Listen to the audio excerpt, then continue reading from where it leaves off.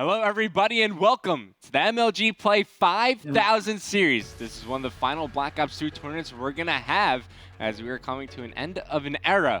And I want you guys out there to take 15 seconds out of your day. I want you to tweet at David Vonderhart, at Treyarch, and just say thank you for a wonderful year of competitive Call of Duty. They've done so much for Call of Duty esports throughout Black Ops 2, and just take some time out of your day and say thank you. I'll wait the 15 seconds. I'm going to count to 15 in my head, and I want you guys to send that tweet out.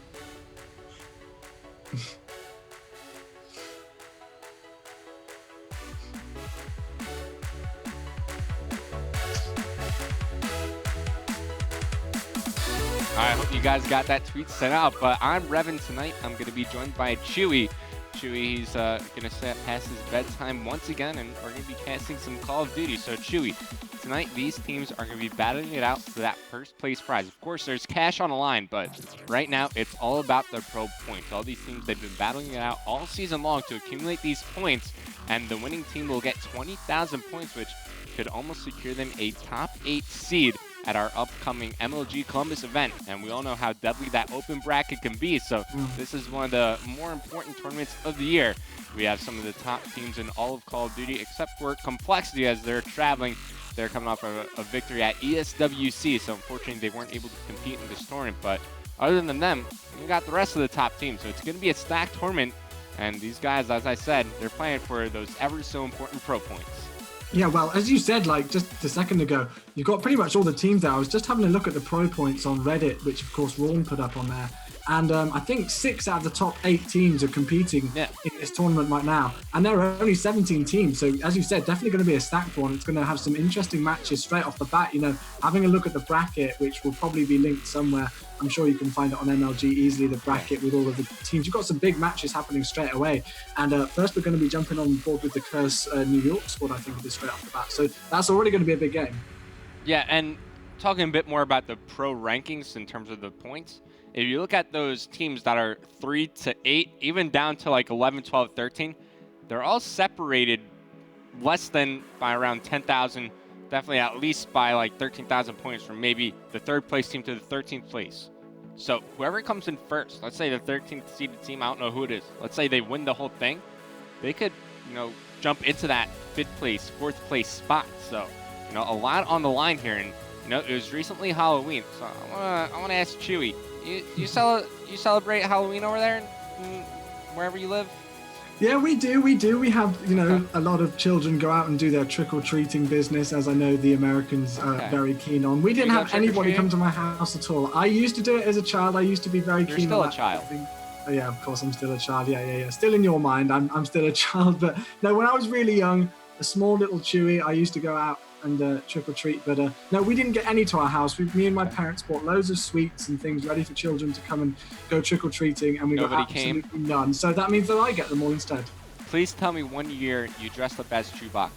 I knew you were going to ask that question as soon as I mentioned it, but no, unfortunately, I didn't realise I was much of a Chewbacca then, so I didn't go as Chewbacca, unfortunately. But I may have to do that next Halloween if I go to a party. It's too late. It's too late. It's gone. If you weren't creative in your younger years, you can't just steal an idea like that. So I'm pretty disappointed. So I think we got a couple of trick-or-treaters at my house, but I was here casting some Call of Duty with Wisdom. I didn't dress. Did you dress up this year?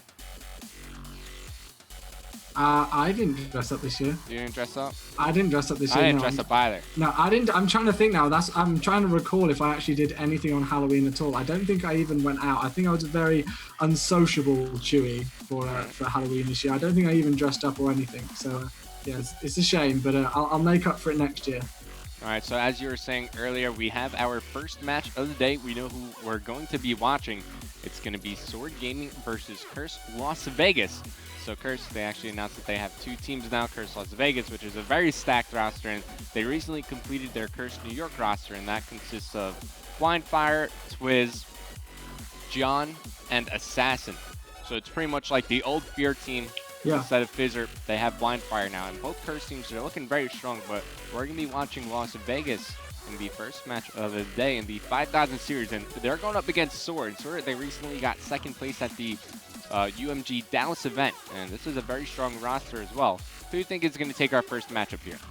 It's a difficult one to call. I haven't seen these two squads face up against each other. Of course, as you said, the new Curse rosters both coming into play very recently, and a lot of roster changes happening after Gfinity and the likes of Full Sail as well. So I think it's going to be a close one. You know, you can't call it. You've got two top teams going on the line, and with those big roster changes, it's definitely a big one to call. I think I'm just going to give it to Curse, just because obviously, you know, having a look at the players that have been there. Parasite, of course, probably one of the best players in Black Ops 2, such a versatile player. So I think as long as he plays well and he supports the rest of his squad, of course, as well, that they're going to take this series. Yeah, it's pretty funny since Stainville, who's on Curse Las Vegas, was formerly on SoaR. So now he's going up against his old team here, and it is a best-of-3 series, so it's going to end just like that. Every map, of course, so important here. It looks like the first map of the night is going to be Yemen Hardpoint, and if you ask me for my prediction, I think I'm going to have to give it to Curse Las Vegas. I think this roster is just so talented, and, you know, going up against SoaR tonight, I mean, SoaR, they're kind of a fresh roster. I'm not sure how much practice they've gotten together, and they recently picked up a former Black Ops 1 pro player, Saint. He's coming back to the competitive scene, so this is actually going to be one of the first times I've seen him play Black Ops 2. So just with that in mind, I think if you compare chemistry between both these teams, I think Curse Las Vegas just has more chemistry and more experience together than the SoaR lineup does. Yeah, now having a look at those roles, you know, I was talking about Parasite and how much of a versatile player he is. When he was on the old Farico Impact squad, he was that firm anchor role. And then, of course, when he switched over to Unite, he did take more of an SMG role for a while and really got that OBJ head on. So what do you think? Because, I haven't seen this roster since they formed yet. What are going to be the roles that's going on between them and how they're going to work that out? Because he can pretty much fit in anywhere. On Curse Las Vegas, you're asking? Yes, yeah, I am, yes. For the roles in Black Ops 2? Yeah, for now, for what we're going to see. Yeah. So Stainville, he's going to be the anchor. You got Nameless, Parasite, and Miracles. They're going to be the submachine guns. But of course, Parasite and Nameless, they could both whip out an assault rifle at any time. You know, do some anchoring, do some passive slaying or aggressive slaying, depending on how they want to use the assault rifle. Miracles, you don't see him use an assault rifle too often. He's mainly just a strict submachine gun flyer. But Nameless and Parasite, they could really do whatever. But I think we're going to see Stainville just really handle the anchoring. I mean, that's what he's best at. You know, he throws down those trophy systems, and once he sets up in a nice cozy head glitch, you know, he doesn't feel like leaving. So Stainville is the anchor, and then the other three are going to be the submachine guns. Yeah, and now, you know, you mentioned the anchor there and how Stainville obviously has adapted that role for Black Ops 2, and obviously every single pro team has had to have an anchor there or a strong AR player who's going to be supporting those spawns ready in Hardpoint. But moving into Ghosts, of course, we haven't seen that there's a Ghosts game mode in there, so that role is going to be completely out of the water, it seems, and completely not used at all during the Ghost season, unless, of course, they do implement it suddenly without telling us last minute. But what do you think, you know, it's going to be like for those assault rifle players to go back to a role which they may have been more familiar with in previous Call of Duty games before Black Ops 2? I think a lot of the anchors are absolutely going to love when they make the transition to Ghosts. I mean, they don't have to sit all the way back in the spawn. They can actually push out. They can venture out on the map, see what the middle of the map looks like. So it's going to be an exciting game for some of the anchor players out there. As, you know, we've all seen an anchor play Black Ops 2. It's not the most glamorous of role. You don't see much action. You're just, you know, sitting in the back of the map, just holding down spawns for your team while your teammates are kind of like the superstars. You know, they're picking up all the kills around the map, and you're just sitting there like, hey, guys. I'm here in the back of the map. So when Ghost comes out, I expect the anchor players to be very happy. Yeah, well, I think it's going to be an interesting one. I haven't played the game yet or anything. There's a lot of people tweeting and getting on our timeline saying about how they're enjoying the game or not enjoying the game already, which is quite a shock. But I'm excited to go out to midnight release. I'm still a fanboy at heart, and I'm going to be queuing up in the cold English weather here in the south of England for a couple of hours, making sure that I can get my copy of Ghosts as early as possible. But of course, this is going to be the last time we cast Black Ops 2. You know, this is the end of it now. We've literally got about 24 hours to go or so, just about, before the game's released over here. Not I'm going to far start away. tearing up, Chewy. Pardon? Yeah, I'm going to start tearing up. It's the end of an era, really, isn't it? But when you go out to these midnight releases, do you get recognized at all? I haven't, because I haven't since, you know, I've only been commentating since Black Ops 2. I started commentating back in March, and the last midnight release I did was for Black Ops 2 in November, when I was literally nobody had a clue who I was. I don't think I even had the nickname Chewy back then. So that feels like an absolute century ago. Yeah, trying to so talk. we'll see. I don't know. I'm going to put out on my Twitter tomorrow night and see if there's anybody in the Winchester area who is going to the release. I don't have a feeling that anybody will be, but we'll see. Who knows? If I get recognised, I think that's going to be a really, really weird one. I don't think it'll happen, but who knows? What about you, Revan? If you go to ever to midnight releases and stuff, I get recognized a little bit. There are a couple sure people do, who know who I am, but I think it's important for those of you who are playing Call of Duty Ghosts. Technically, the game isn't out yet, so the way you're playing the game now, it could be completely different when all the patches, come out. It could be completely different when it actually releases and they get everything together. I think a lot of competitive players are going to be expecting a patch, as at least in the game right now. There's not a whole lot of custom settings, but Infinity Ward, they already released the Vine, with the COD Chaos mode and everything. Oh, yeah. So it looks like it will be added into the game. So just wait, a couple of days.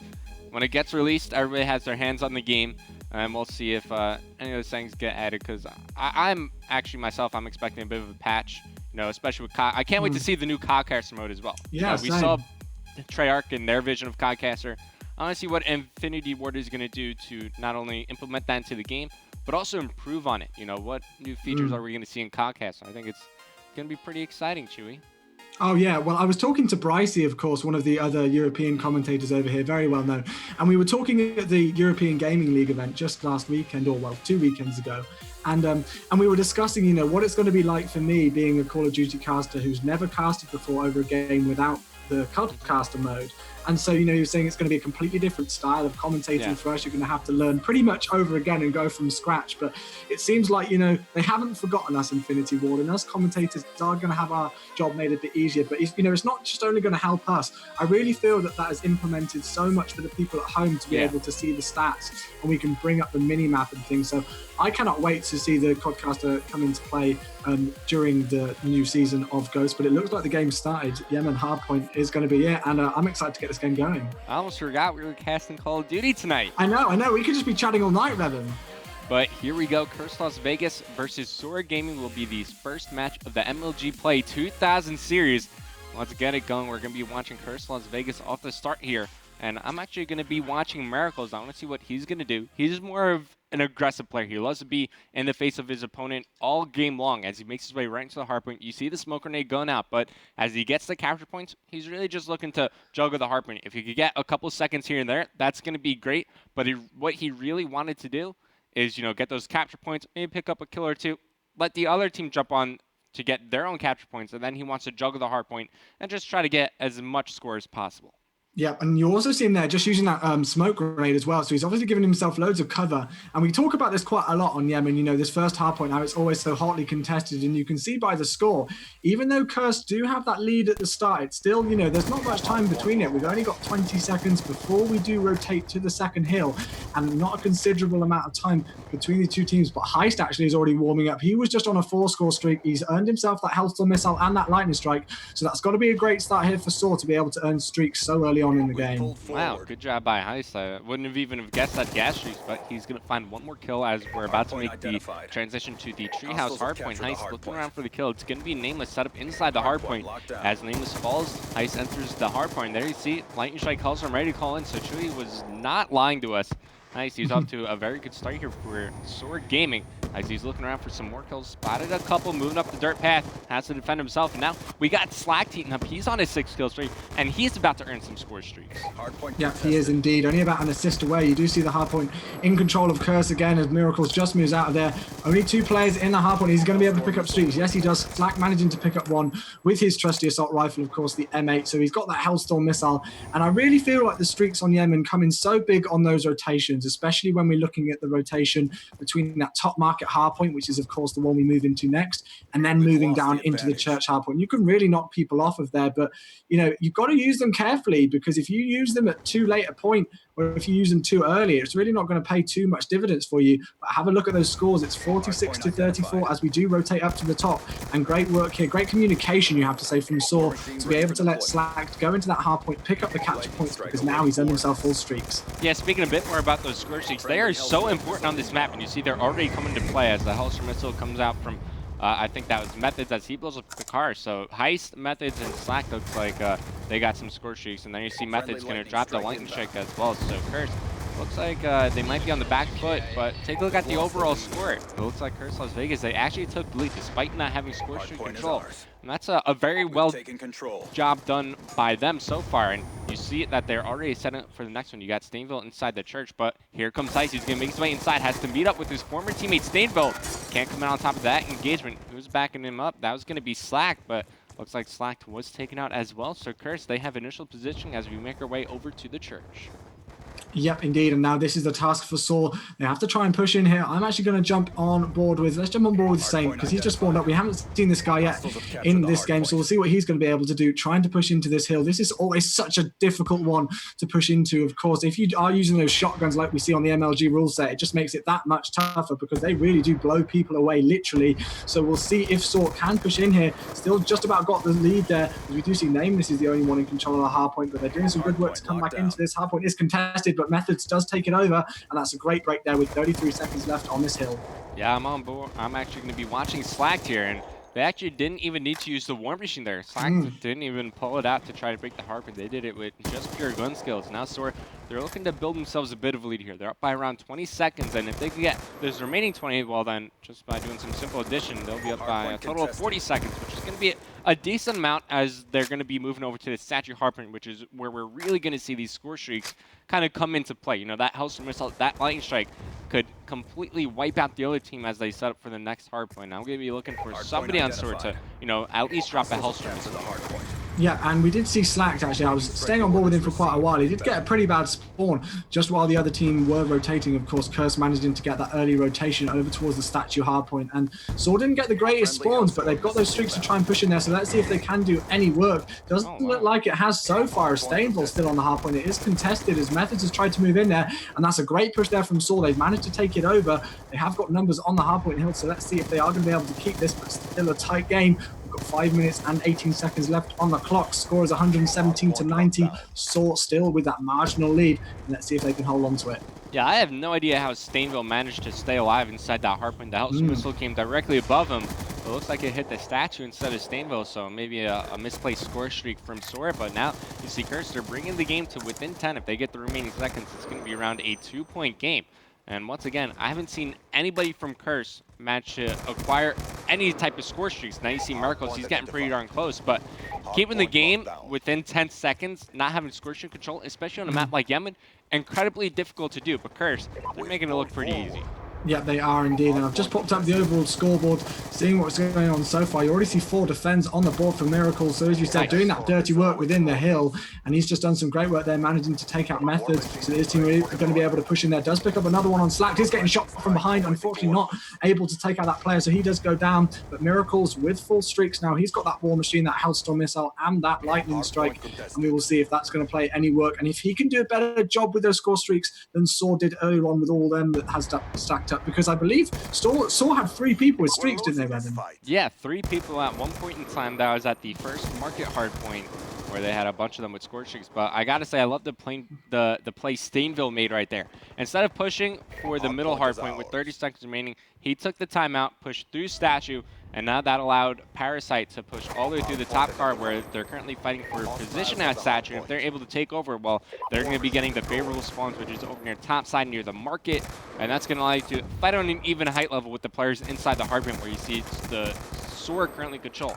If they don't make that play, if they don't control statue, then they're going to be spawning all the way near the dirt path, which is where you see them now. And if SoaR were continuing to control the hardpoint, well, we all know they could just peek out of the side window and just get so many kills off respawn. So heads up play from Stainville right there. But as it stands, 30 seconds remaining in the treehouse hardpoint, still within a 10-point game, as I'm going to be watching Miracles doing some work inside the hardpoint. Just picked up Saint and Methods, and he sees his teammates leading the rotation to the market.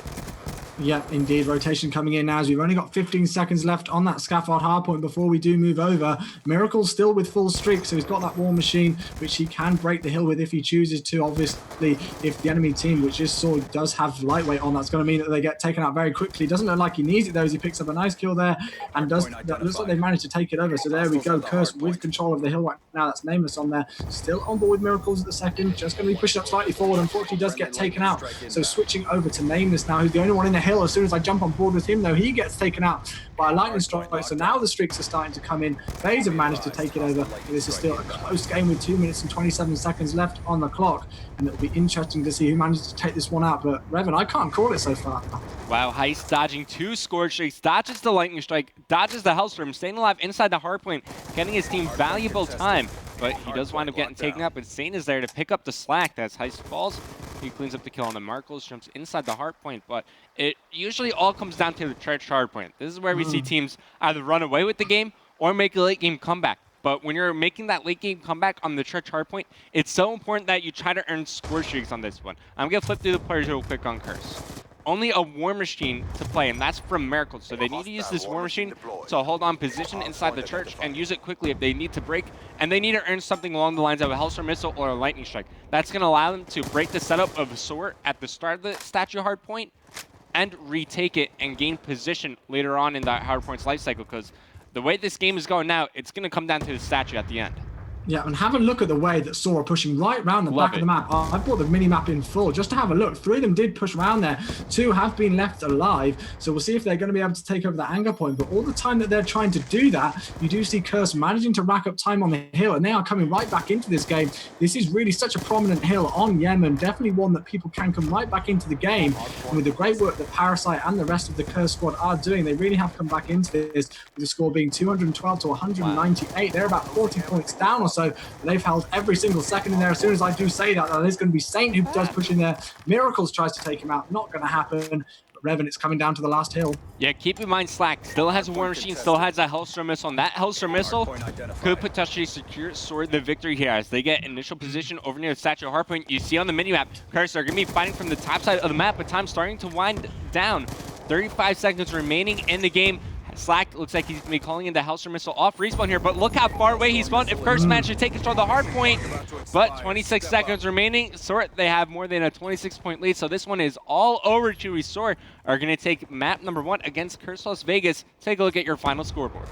Yeah, let's have a look and see what's going on. 7 defends there right at the top for Heist. Not really too much going on in the slaying department. Everybody about that 20 kill mark. 28 was the top kills, but 10 captures there for Miracle. So just what we said right at the start of the broadcast about how he really does do that dirty work, the TP role as I kind of call it, because, you know, TP's so incredible at it. He was doing great work there, but 239 to 217 was the final score. SoaR managing to take a 1-0 lead in this series, and that was a great way to start off the tournament, Revan. Oh, without a doubt, and you got to give it up to Brian Saint. Even though he finished at the bottom of the scoreboard, when we first looked at the score, he was what, like 5-13? Yeah, so he really wasn't stepped having a up great his game at the start. gameplay. Yeah, he stepped up his gameplay in the second half of the game, and SoaR, they were able to take map number 1.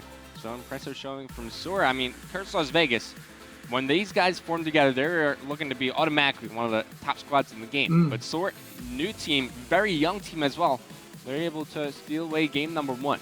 We're moving to game number 2. We're going to head to a quick commercial break, but when we come back, the 4v4 MLG Play 5000 series will continue.